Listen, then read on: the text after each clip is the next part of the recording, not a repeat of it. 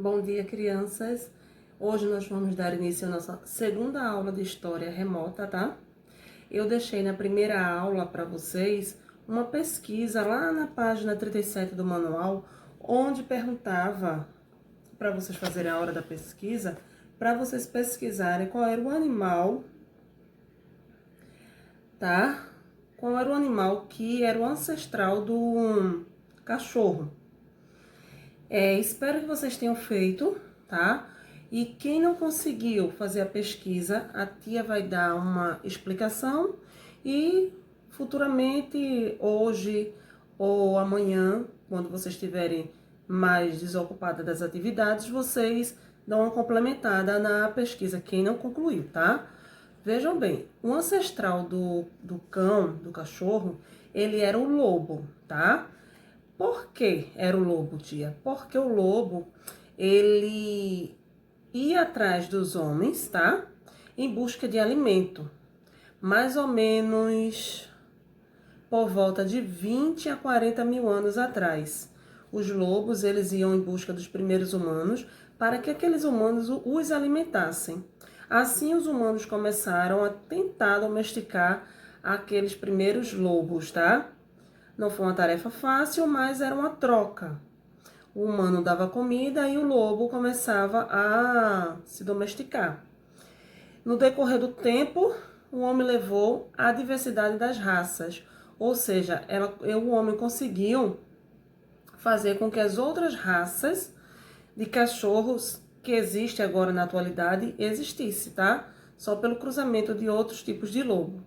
Então, quem não concluiu essa pesquisa, é interessante pesquisar, porque é uma pesquisa muito rica, certo? Dando continuidade ainda na página 37, nós vamos iniciar uma leitura, tá? Que ela vai falar de algumas mulheres que trabalhavam no município de Santa Teresa, lá em Tocantins, tá? E elas formaram se destacaram pela produção agrícola sustentável, tá? Aí eu vou deixar dois questionamentos para vocês. O que chega a ser a agricultura sustentável? Tá? A agricultura é o ato de plantar, certo? Neste trecho dessa atividade da página 37 dessa leitura, nós vamos falar de assentamento, tá? O assentamento, ele dá muito a ideia das pessoas sedentárias, tá? Por quê? Assentamento está ligado totalmente ao modo sedentário das pessoas. Por quê? Na hora que eu estou no assentamento, tá? Eu estou fazendo agricultura, eu estou fazendo a criação de animais, eu estou contribuindo para que eu deixe de ter que trocar de local, ter que procurar por alimentos e fixar uma moradia, cuidar daquela terra. Então, o assentamento está totalmente ligada ao modo sedentário, certo? E outra coisa que a tia gostaria de falar. Se a gente pegar um dicionário, por exemplo, e pesquisar a palavra assentamento, a gente vai ver que ela está totalmente associada às ideias da agricultura, tá? E criação de animais e o ato de cuidar da terra.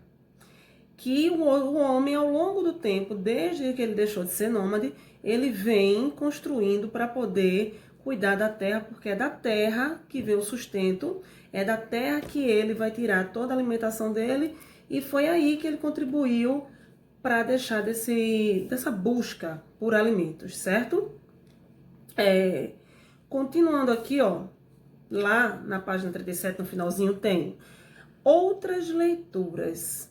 Leia a seguir uma notícia que o pai de Ita mostrou ao filho sobre a participação feminina na agricultura nos dias de hoje.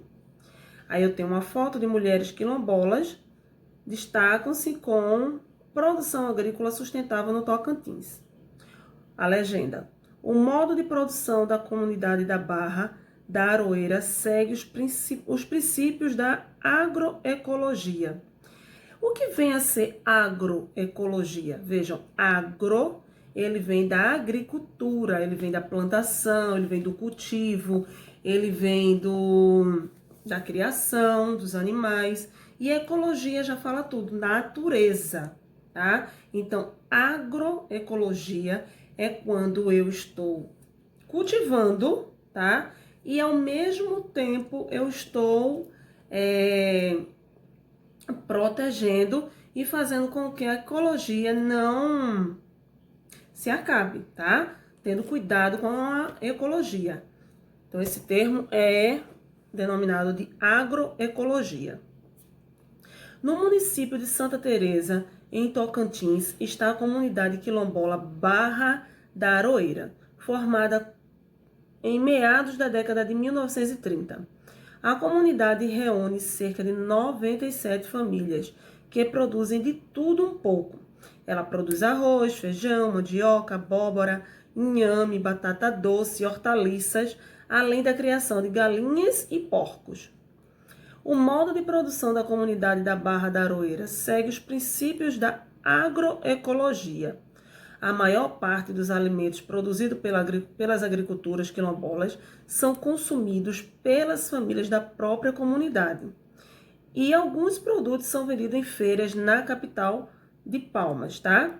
Então, ao longo do tempo, desde quando a agricultura surgiu,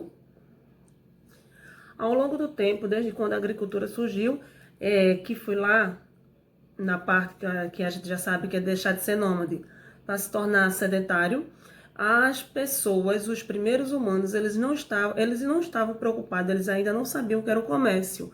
Então, a produção da agricultura era apenas para a subsistência deles, tá? Do grupo deles, para que eles pudessem colher e comer, tá? Na atualidade, nós vemos aí que a agricultura, ela tem dois tipos. Ela tem o tipo da subsistência, a familiar, que ela é só para o local, tá? E ela para o comércio, que é as que chega na nossa casa, que é a nossa alimentação, é as nossas frutas e verduras, que é comercializada, certo? Virando para a página 38 do nosso manual, nós temos 3 quesitos, tá? Que a tia, o primeiro quesito, no caso, a gente precisa pesquisar no dicionário, mas a tia vai deixar uma explicação e você vai juntar com a resposta que você vai pesquisar no seu dicionário e fazer uma resposta sua. Primeiro quesito. Ita não sabia o significado da palavra agroecologia. Procure no dicionário e ensine o significado dela para Ita. Lembra quando eu falei para vocês que agro são todas as atividades agrícolas, são as criações, são as plantações, e a própria ecologia já diz tudo, né? A natureza, o meio ambiente. Então, daí o termo agroecologia. É eu plantar, tá? Para que eu cuide da natureza, para que eu cuide do meio ambiente. Agora eu quero que vocês, tá? Quando a aula acabar, peguem o dicionário, pesquisem o termo agroecologia e faça um paralelo com a explicação e coloque a sua resposta, tá? Segundo quesito, quais são os produtos obtidos pela comunidade quilombola que também eram produzidos pelos grupos humanos antigos? Volte ao mapa da página 39 e liste-o a seguir. No próprio texto, ele já fala de alguns produtos que estas mulheres faziam a plantação. Mas aí a gente vai voltar lá na 34, tá? Na página 34, onde tem o mapa, e a gente vai dar aquela observação, certo, gente? Olhando o nosso mapa, tá? Olhando os desenhos e observando a legenda logo abaixo, e também observando pelo que o próprio livro trouxe lá no texto, a gente vê que as produções eram arroz, feijão, inhame, mandioca, galinhas e porcos, tá? É só fazer a observação do mapa da parte de Tocantins e da legenda, juntamente com o que já estava escrito no próprio texto. No terceiro quesito, ele pergunta assim: parte da produção na comunidade quilombola é vendida, ou seja, não é consumida na própria comunidade. Quando os primeiros humanos começaram a se fixar em um lugar, o que eles plantavam também era vendido? Sim ou não? Não, né, gente? Por que não? Lá atrás, quando eles deixaram de ser nômade e começaram a vida sedentária, eles não viram ainda na agricultura uma forma de comércio. Eles não sabiam o que era o comércio. Então, a agricultura lá atrás, tá? Nos primeiros humanos, nas primeiras pessoas da humanidade, ela era somente para o seu consumo, tá? O consumo das pessoas e dos animais que eles estavam a domesticar, tá? E por falar nisso, ONU, Fome Zero e Agricultura Sustentável. Ita lembrou-se de uma aula que teve na escola sobre o conjunto de objetivos que os países membros da ONU, que é a Organização das Nações Unidas, se comprometeram a cumprir a fim de melhorar a vida das pessoas. Entre esses objetivos está o seguinte: o programa Fome Zero e Agricultura Sustentável, que tem como objetivo acabar, tá? A gente lendo essas letrinhas aí pequenininhas, acabar com a fome e alcançar segurança alimentar e melhoria de nutrição, promover a agricultura sustentável. Então, o que garantia o programa Fome Zero era que as pessoas saíssem da falta de alimentação e com a agricultura sustentável elas conseguissem plantar para poder se alimentar. Aí Ita fala: se possível, conheça os demais objetivos de desenvolvimento sustentável acessando o site. Então, quem tiver a possibilidade de acessar o site, pede aí para um responsável clicar na Nações Unidas org barra pós 2015 barra ponto, que vocês vão ver, além desse objetivo que a tia falou aí, que era acabar com a fome, tá? E fazer agricultura de forma sustentável, vocês vão ver todos os objetivos desse programa. Ó, primeiro quesito lá da página 39 pergunta assim: você considera importante que esse objetivo seja cumprido? Sim ou não? Por quê? O objetivo da fome acabar, no programa Fome Zero, e o objetivo da agricultura sustentável, vocês acham que é importante ou que não é importante? Lembrando para vocês, tá? Que o objetivo tanto do Fome Zero quanto da agricultura sustentável era levar alimento para as famílias que mais necessitam, tá? A agricultura sustentável, por exemplo, ela visava que as pessoas que trabalhavam no campo, que plantavam para o seu próprio consumo, pudessem, de uma certa forma, poder plantar e tirar o consumo dele e da sua família. E lembrando ainda que a agricultura sustentável, ela não agride o meio ambiente, tá? Este terceiro quesito, ele pede uma reflexão da turma, tá? Nós já sabemos, deixa aí de ladinho, concluir em sala, mas a tia vai explicar e a gente vai ter uma ideia, só que não vamos debater porque não estamos em presença, tá? Aí é só a tia falando, não fica legal vocês e eu. Vejam, o que se quer dizer com fome zero e agricultura sustentável? Troque ideias com os colegas e o professor e depois registre suas conclusões a seguir. Quando eu digo fome zero, eu quero dizer que todas as pessoas que necessitam, principalmente, não sintam fome, tá? Ele é um programa que foi incluído e que, infelizmente, pelo nosso Brasil ser um Brasil tão diversificado, grande, ele não alcançou, tá? Todas as pessoas que realmente necessitam. E agricultura sustentável é eu plantar, tá? Para o meu sustento. É eu plantar sem agredir o meio ambiente. Eu não vou plantar para vender. A agricultura sustentável, sua maior parte, ela é para o sustento, sustento familiar, certo? Olha que interessante. Aprendendo o valor das coisas, desde quando as pessoas consomem. A gente vive em um mundo muito consumista, como a gente tem falado em algumas outras aulas, né? Não só de história. E desde quando as pessoas começaram com esse hábito de consumir? Vamos descobrir? Ao chegar à feira de artesanato, Ita e a família pararam em uma barraca onde eram vendidos alguns brincos de que Parapotira gostou muito. A mãe dele diz assim: os pares de brinco custam apenas R$ 10 e são feitos por índios aqui da região. A Ita fala: mas eu pensei que os índios não praticavam o comércio. Vire para a página 40.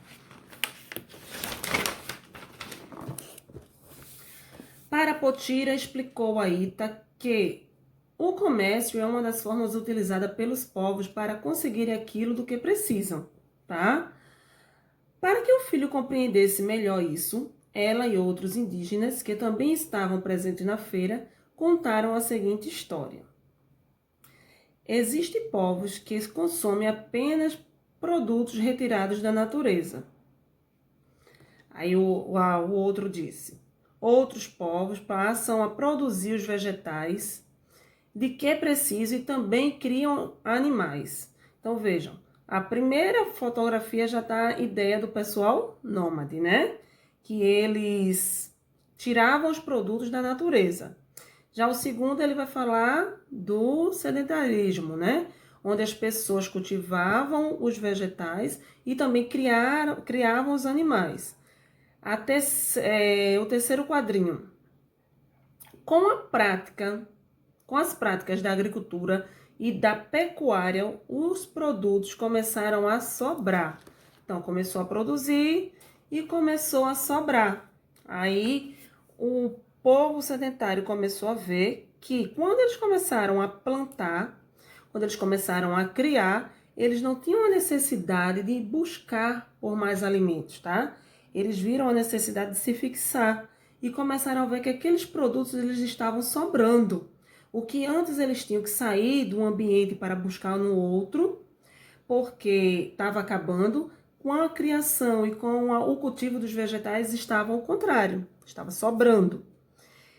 Nesse estágio, são iniciadas as primeiras trocas de produtos sem pagamento. Ora, por que, tia? Por que eles começaram a trocar? Porque se estava sobrando, isso seria o quê? Estragar, né? Quando eu tenho algo na minha casa, digamos frutas, verduras, que eu tenho e eu compro mais, eu vou à feira e compro mais, acaba apodrecendo, porque eu não vou dar um vencimento para comer tantas verduras assim, certo? Então, se eu tenho muita plantação, eu preciso fazer uma troca para poder começar, porque a primeira forma de comércio foi a troca, tá? Depois de um tempo, o dinheiro ou produtos que equivalem ao dinheiro começaram a ser utilizados. Quando a troca começou a ficar inviável, tá? Eles começaram a vender. Com o dinheiro circulando, a produção deixa de ser apenas para o sustento, tá? E passa a enfocar o comércio. Eu deixo de plantar para minha subsistência, para meu sustento, e eu começo a vender, eu começo a importar. Com a expansão do comércio, os produtos que antes eram artesanais, tá? Eles eram produzidos de formas manuais, eles passaram a ser industrializados. Eles precisaram da indústria para poder se conservar mais, tá? Alguns produtos a gente sabe, como por exemplo o leite em pó. O leite em pó ele é retirado o leite da vaca, que se eu tiver um leite retirado de uma vaca e eu deixar por um tempinho, ele vai acabar estragando. Então o leite em pó é o leite da vaca com algumas substâncias para poder conservar por mais tempo, tá? E precisa-se da indústria para poder fazer esse processo. E por último, eu tenho a produção industrial. Resulta em mais itens fabricados do que o necessário. É aí que começam as propagandas para vender os produtos, né? É o caso de alguns produtos que não é dos alimentos, como a tia falou, em algumas aulas, tanto na sala como a remota, é que as pessoas consomem tanto que acabam criando o hábito de sempre ter mais, né? Sempre buscar pelo novo. E aí, o que que acontece? A gente se depara muito na televisão, na internet, com as propagandas. E com isso, o consumo só faz aumentar, tá? Então, esses quadradinhos aí, ele está em sequência. Ele está de sequência de 1 a 8, tá? Porque a gente vê que mostra a evolução lá do nômade até os tempos atuais. Então, é uma sequência.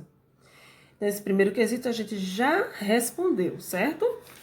Passem para 41. Segundo quesito. Considerando a numeração que você escreveu na atividade 1, responda. Pode até abrir assim, como a tia, ó.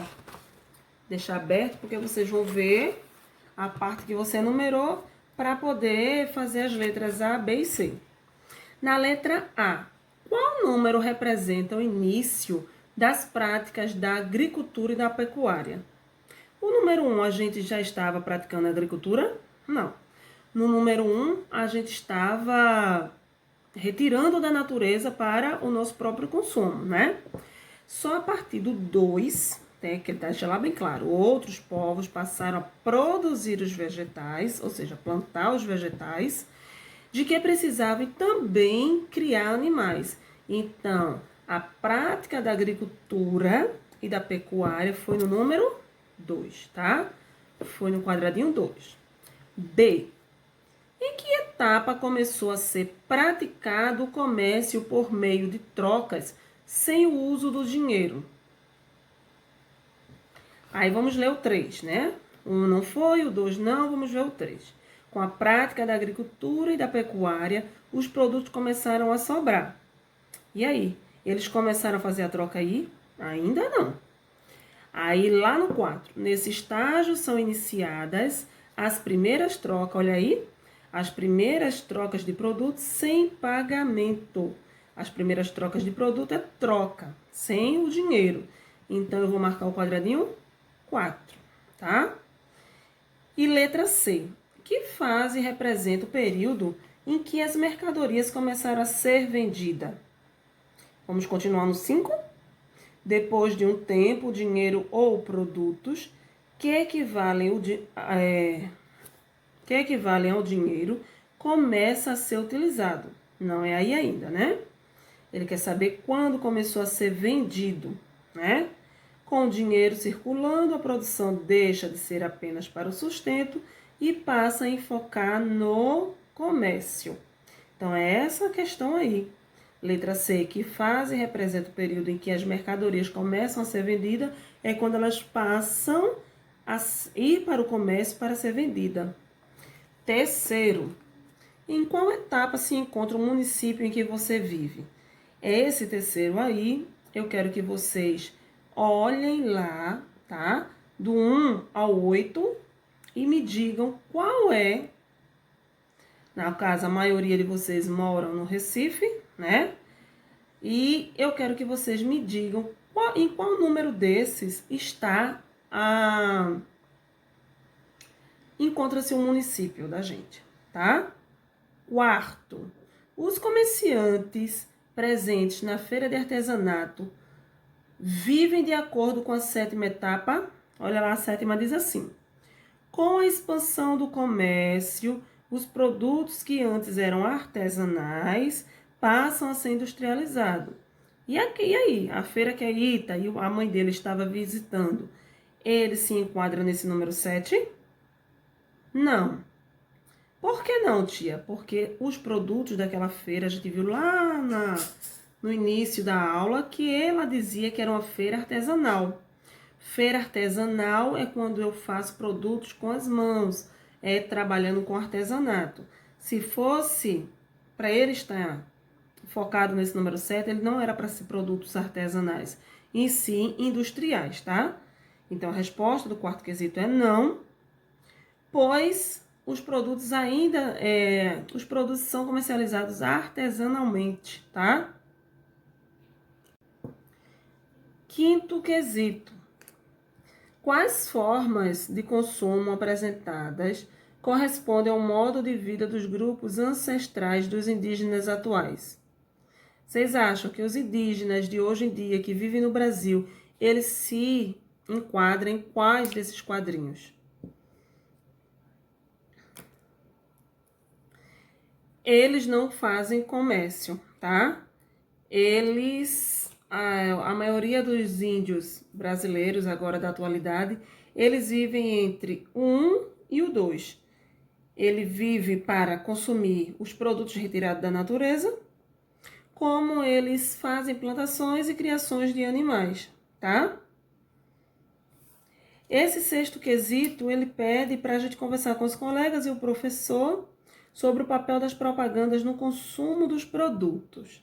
Isso é um debate coletivo, mas de antemão eu já deixo para vocês o que a gente sempre fala, tá?